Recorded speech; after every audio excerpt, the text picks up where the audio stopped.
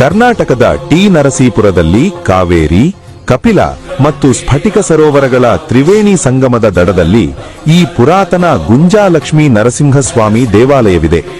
ಇದರ ಇತಿಹಾಸದ ಪ್ರಕಾರ ಶ್ರೀ ನರಸಿಂಹಸ್ವಾಮಿಯು ಒಬ್ಬ ಬಟ್ಟೆ ಒಗೆಯುವ ಅಗಸನ ಕನಸಿನಲ್ಲಿ ಬಂದು ತಾನು ನೆಲೆಸಿರುವ ಸ್ಥಳವನ್ನು ತೋರಿಸಿ ಅಲ್ಲಿ ದೇವಾಲಯ ಕಟ್ಟಲು ನಿಧಿಯನ್ನು ನೀಡಿದನೆಂಬ ಪ್ರತೀತಿಯಿದೆ.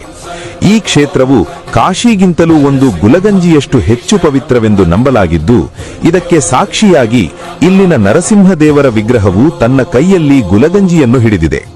ದ್ರಾವಿಡ ಶೈಲಿಯಲ್ಲಿರುವ ಈ ಮಂದಿರದಲ್ಲಿ ಸ್ವಾಮಿಯು ಲಕ್ಷ್ಮಿಯೊಂದಿಗೆ ಕುಳಿತ ಭಂಗಿಯಲ್ಲಿದ್ದಾನೆ. ಇಲ್ಲಿನ ಒಂದು ಪ್ರಮುಖ ವಿಶಿಷ್ಟತೆಯೆಂದರೆ ದೇವಾಲಯದ ಕಂಬದ ಮೇಲಿರುವ ಕಲ್ಲಿನ ಹಲ್ಲಿಯ ಕೆತ್ತನೆಯನ್ನು ಭಕ್ತರು ಏಣಿಯ ಸಹಾಯದಿಂದ ಏರಿ ಸ್ಪರ್ಶಿಸಬೇಕು.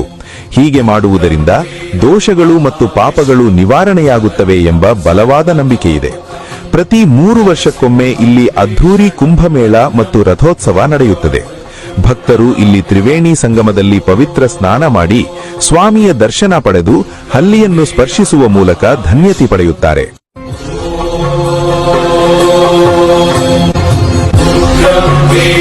महाविष्णु ज्वलन्तं सर्वतोमुखं नरसिंहं भीषणं भद्रं